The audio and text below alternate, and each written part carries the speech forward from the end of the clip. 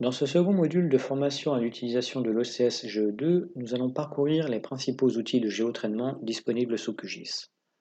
Nous allons voir comment réaliser une sélection spatiale et exporter la nouvelle couche de données, comment créer une zone tampon ou un buffer autour d'une couche vectorielle, comment découper l'OCS GE2 à partir d'une limite précise, comment fusionner des informations attributaires et géométriques de la base OCS GE2, et comment unir l'OCS GE2 avec une autre donnée de type vectoriel.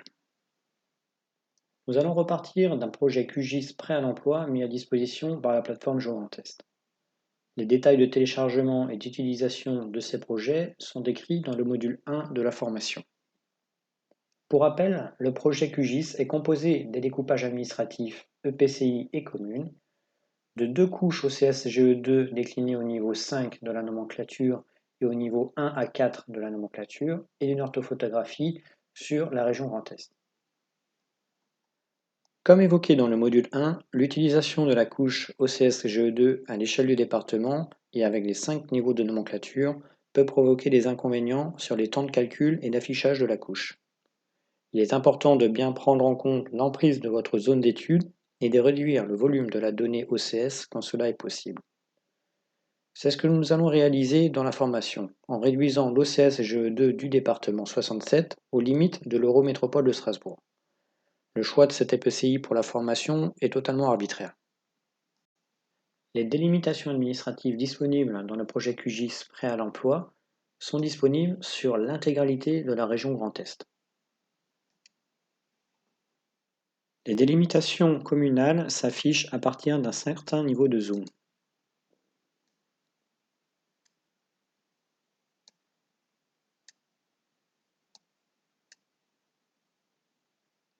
En prérequis, nous allons extraire les limites de l'Eurométropole de Strasbourg et des communes associées à cet EPCI. Je propose deux méthodes de sélection et d'extraction d'entités vers une nouvelle couche de données vectorielles. Commençons par les limites de l'Eurométropole de Strasbourg. Tout d'abord, je veille à ce que la couche EPCI soit bien sélectionnée dans la liste des couches disponibles. Puis, j'active l'outil de sélection des entités. Et je sélectionne l'entité Eurométropole directement sur la carte.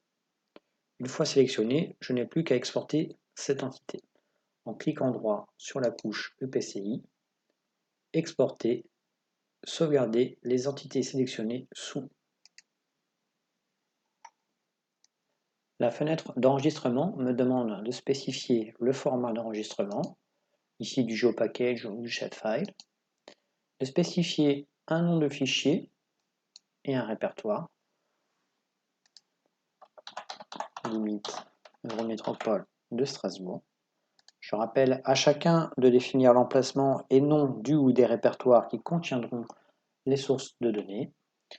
Je peux lui spécifier aussi une projection. Ici, QGIS détecte automatiquement la projection source de la couche EPCI.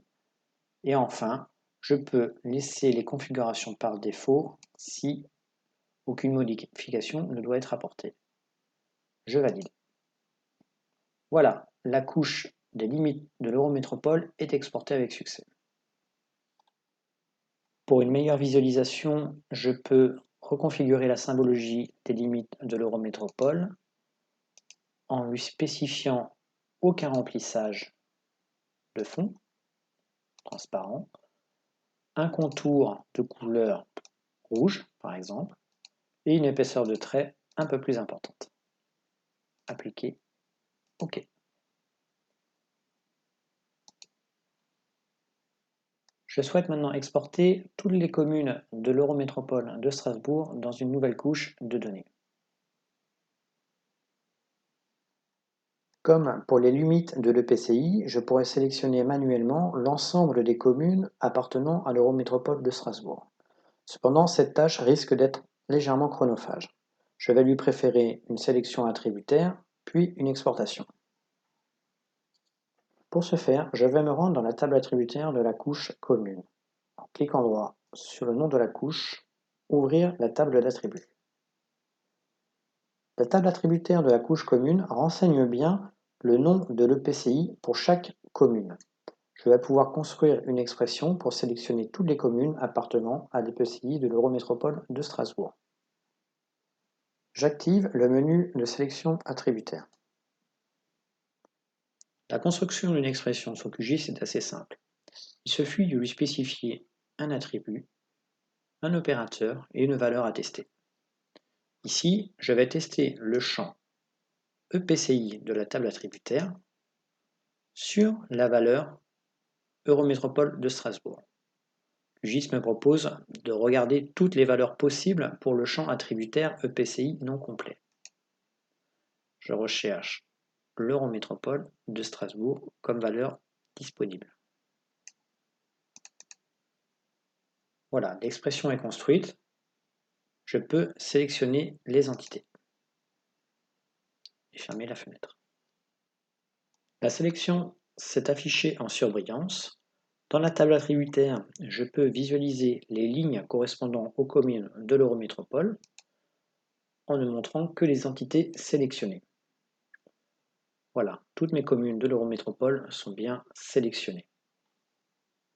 Comme pour la limite de l'EPCI, il ne me reste plus qu'à exporter les entités sélectionnées vers une nouvelle couche de données. Clic droit, exporter, sauvegarder les entités sélectionnées sous. Je lui spécifie le format d'exportation, un nom et un répertoire de fichiers, commune Eurométropole de Strasbourg, enregistrer, veiller à la bonne configuration de l'exportation, projection, et valider l'exportation. Voilà.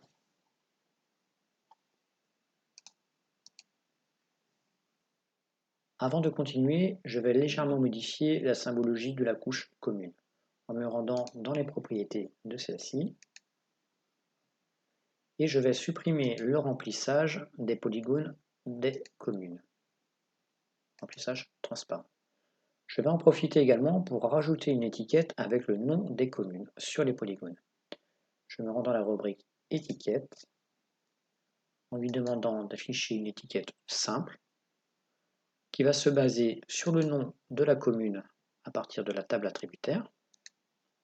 Ici, je peux lui spécifier la taille de police, un peu plus petit, lui spécifier un léger tampon pour un meilleur affichage et appliquer le résultat. OK. Je peux maintenant supprimer les couches EPCI et communes à l'échelle de la région entière. Clic droit, supprimer la couche. OK. Supprimer la couche commune. Puis enregistrer ce nouveau projet dans un nouveau projet QGIS. Projet, enregistrer sous et lui spécifier le nom du projet QGIS. Projet QGIS module 2. Enregistrer. Bien, maintenant que nous avons isolé les limites de l'EPCI et des communes de l'Eurométropole, nous allons pouvoir voir un premier géotraitement qui consiste à réaliser une sélection spatiale des objets de l'OCS GE2 qui intersectent les limites de l'EPCI. Pour ce faire, je vais me rendre dans le menu vecteur où je vais pouvoir retrouver tous les outils disponibles pour traiter de la donnée vectorielle. Ici, je vais aller dans Outils de recherche, Sélection par localisation pour réaliser une sélection spatiale. L'outil me demande de spécifier la couche sur laquelle réaliser la sélection. Donc ici, l'OCS GE2 niveau 1 à 4. De quelle manière je dois réaliser la sélection? Je vais laisser cocher intersection sur la couche de limite de l'Eurométropole de Strasbourg. J'ai le choix entre créer une nouvelle sélection, ajouter à la sélection actuelle si une sélection est en cours, sélectionner au sein d'une sélection courante ou enlever les éléments d'une sélection en cours. Moi, je veux simplement créer une nouvelle sélection. Exécuter.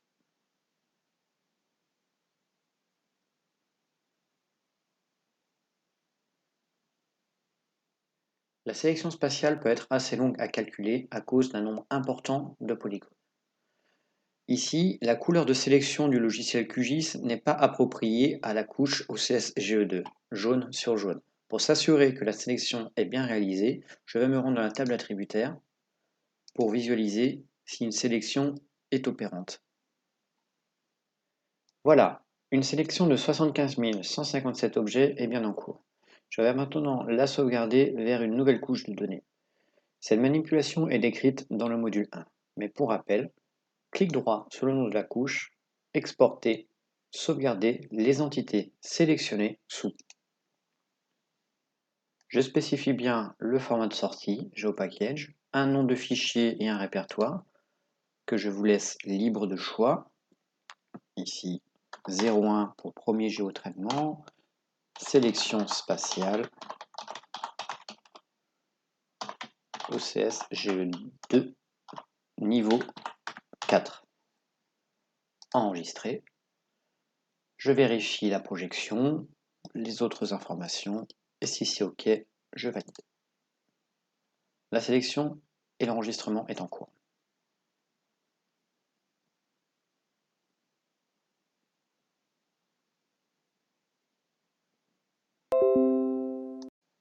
La nouvelle couche apparaît dans une symbologie unique par défaut.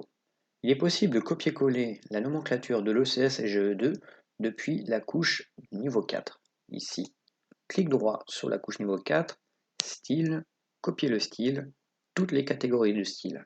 Cela aura pour effet de copier la symbologie, les étiquettes, les transparences associées. Puis, simplement, clic droit sur la nouvelle couche, style, coller le style et toutes les catégories de style.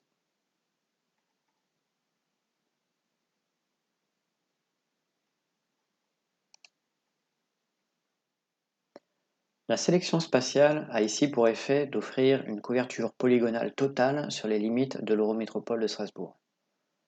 Les polygones à cheval sur les limites de l'EPCI sont conservés. Toutefois, cela peut s'avérer problématique pour les polygones tentaculaires composant le réseau routier de l'OCS GE2. Il est utile de savoir que ce type de polygone topologiquement complexe peut alourdir considérablement les géotraitements. Il est donc important de limiter leur emprise spatiale. C'est pour cela que nous allons voir dans le prochain géotraitement comment découper l'OCS GE2 à partir d'une autre couche vectorielle. Pour être plus précis, nous allons utiliser une limite étendue de l'Eurométropole de Strasbourg. Cela va nous permettre de voir un autre géotraitement très utile, la création d'une zone tampon ou d'un buffer. Pour créer un buffer ou une zone tampon autour de la limite de l'Eurométropole, c'est très simple. Je me rends dans le menu Vecteur, Outils de géotraitement, Tampon. L'outil me demande de spécifier la couche source sur laquelle appliquer le buffer. Ici, je lui précise la limite de l'Eurométropole, la distance à appliquer pour la zone tampon, par exemple 500 mètres. Le segment correspond au nombre de segments de ligne à utiliser pour approcher un quart de cercle lors de la création de tampons arrondis. Par défaut, celui-ci est spécifié à 5, je vais le laisser à 5. Un style d'extrémité, rond plat ou carré, je vais le laisser sur rond. Un style de jointure, également rond, angle droit, oblique, je vais laisser rond par défaut. Limite d'angle droit égale à 2, je vais lui laisser par défaut cette valeur et enregistrer la zone tampon dans un nouveau fichier. Je spécifie ici le nom limite Eurométropole de Strasbourg tampon 500. Encore une fois, libre à chacun de spécifier les noms de sortie et les répertoires de sortie souhaités. J'enregistre et j'exécute la zone tampon. Je replace la nouvelle couche dans la liste des couches, ici dans découpage administratif. Je lui applique une nouvelle symbologie, double-clic, symbologie, hop, je soustrais le remplissage. Je mets un contour bleu et j'épaissis le trait de contour. OK. Maintenant, je vais appliquer le découpage, alors non pas sur la couche de sélection spatiale, mais bien sur la couche entière de l'OCS GE2. Je vais me rendre dans Vecteur, Outils de géotraitement, Couper. L'outil est très simple, je spécifie la couche source à découper, ici l'OCS GE2 niveau 4, la couche de superposition qui correspond à la couche de découpage, ici la limite étendue de 500 mètres, et un nom de couche. 02, découpe OCS GE2 niveau 4. Enregistrer, exécuter. La nouvelle couche découpée est bien générée. Je vais juste la replacer dans ma liste des couches, ici dans le sous-groupe d'occupation du sol. Puis copier-coller la symbologie OCS GE2 niveau 4 sur cette nouvelle couche. Style, copier le style, toutes les catégories de style, puis style, coller le style, toutes les catégories de style. Et je décoche, c'est le niveau 4. Voilà, je dispose maintenant d'une donnée OCS GE2 découpée aux limites étendues de l'Eurométropole de Strasbourg. Cela va avoir pour avantage d'accélérer les temps de calcul des différents géotraitements, mais aussi d'accélérer l'affichage de la donnée. Nous allons maintenant voir un autre géotraitement très utile et très utilisé en SIG, qui est la fusion d'informations attributaires et géométriques. L'idée est ici de conserver uniquement les informations attributaires et géométriques des niveaux 1 et 2 de la nomenclature, considérant que les niveaux 3, 4 et 5 ne vont pas nous intéresser dans notre analyse. Ce géotraitement va avoir pour effet, encore une fois, d'alléger le volume de données et de faciliter son affichage. Pour réaliser la fusion d'informations, je me rends dans le menu Vecteur, Outils de géotraitement, Regrouper. J'indique la couche sur laquelle je veux opérer une fusion d'informations, ici la couche découpée de l'OCS, puis les champs sur lesquels je veux réaliser la fusion. Je sélectionne la codification de niveau 1, les libellés de niveau 1, la codification de niveau 2 et les libellés de niveau 2. Je valide, 4 champs sont bien sélectionnés et j'enregistre vers une nouvelle couche GeoPackage. 03, fusion, Eurométropole de Strasbourg, OCS GE2, niveau 1 et 2. Et j'exécute la fusion d'informations. Voilà, la couche de fusion est maintenant générée. Je ne vais pas copier-coller la symbologie OCS GE2 du niveau 4 dans cette nouvelle couche, car je ne dispose plus du niveau 4 dans cette couche fusionnée. Je vais aller charger un fichier de style officiel mis à disposition par la plateforme GeoGrandTest. Je me lance dans Priorité. Je me rends dans Style, puis Charger le style, et je cible les styles disponibles. Pour rappel, cette manipulation est décrite dans le module 1. Pour la couche fusionnée, je vais avoir le choix entre la symbologie de niveau 1 ou la symbologie du niveau 2. Je vais choisir celle du niveau 1. Ouvrir, charger le style. Le style se base bien sur le bon champ attributaire niveau 1, me donne les bonnes valeurs de 1 à 5, les légendes et les symbologies associées. Et j'applique. Je me retrouve donc avec une visualisation simplifiée de l'OCS GE2 sur l'Eurométropole. Allons voir ce qui se passe maintenant dans la table attributaire. J'observe que les champs code de niveau 1, libellé niveau 1, code niveau 2, libellé de niveau 2 sont bien présents, mais je constate aussi que QGIS conserve par défaut tous les autres champs disponibles dans la table attributaire. Cependant, ces autres champs sont devenus obsolètes avec la fusion d'informations. Je vous conseille donc de supprimer tous ces champs devenus obsolètes pour éviter des confusions pour une future utilisation de la donnée. Pour supprimer des champs, il faut tout d'abord basculer la table attributaire en mode édition grâce à cet outil. Les commandes d'ajout et de suppression de champs s'activent. Je lui demande donc de supprimer des champs et ici je sélectionne tous les champs que je souhaite supprimer.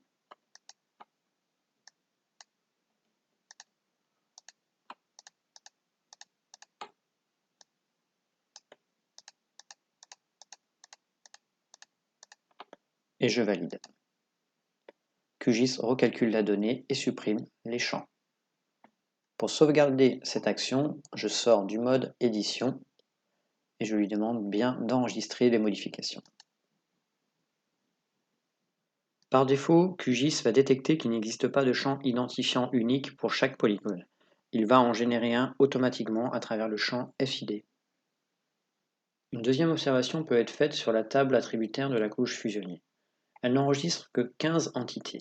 Or, on se doute bien qu'il y existe plus de 15 polygones dans la couche sur l'Eurométropole de Strasbourg. La raison est que le résultat propose par défaut une couche de polygones non éclatés. Cela signifie que l'ensemble des polygones d'une classe de niveau 2 est renseigné sur une ligne unique de la table attributaire. Il est conseillé d'éclater cette couche pour que tous les polygones d'une même classe de niveau 2 soient identifiés comme une entité unique. Pour ce faire, je vais me rendre dans le menu Vecteur, cette fois-ci dans les outils de géométrie, et lui demander de morceaux multiples à morceaux uniques. Je dois simplement spécifier le nom de la couche à éclater, ici c'est bien la couche fusionnée, et un nom de nouvelle couche. Ici je vais reprendre le même nom en ajoutant le suffixe single part. J'enregistre et j'exécute. J'en profite pour recopier la symbologie de niveau 1 dans la nouvelle couche créée. Style, coller le style. Voilà.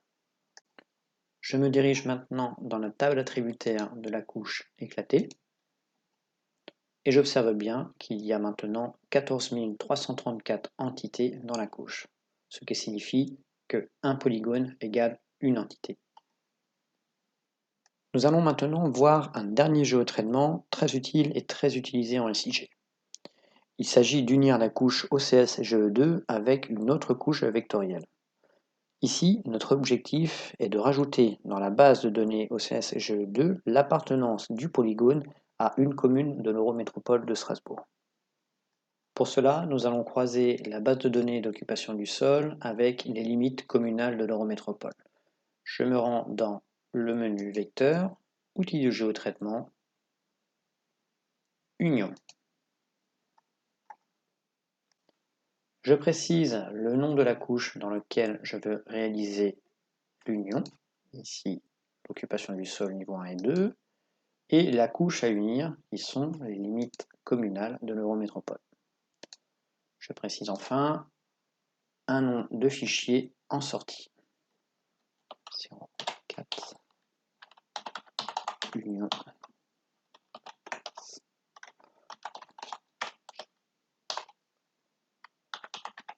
1 et 2. J'enregistre et j'exécute l'union. Le temps de calcul de l'union peut être assez long en fonction du nombre de polygones à traiter et de la lourdeur de la couche. Voilà, l'union est calculée. Je vais juste copier-coller la symbologie de l'OCS GE2 dans la couche d'union, comme ceci. Puis je me rends dans la table attributaire de la couche unie et j'observe bien que les informations attributaires de la couche communale se sont concaténées à la base OCS GE2. Je retrouve ici les noms de communes, les codes INSEE, l'appartenance à l'EPCI et même une information de population. Voilà, nous avons vu dans ce module les principaux géotraitements qui vous seront utiles dans le traitement de la base OCS GE2. Dans le module précédent, nous avions vu comment télécharger et visualiser la base de données. Et dans le prochain module, nous allons voir comment manipuler plus précisément la table attributaire de la base OCS GE. Puis nous irons voir comment élaborer une cartographie et un atlas et un ou plusieurs exemples d'applications. Merci pour votre attention.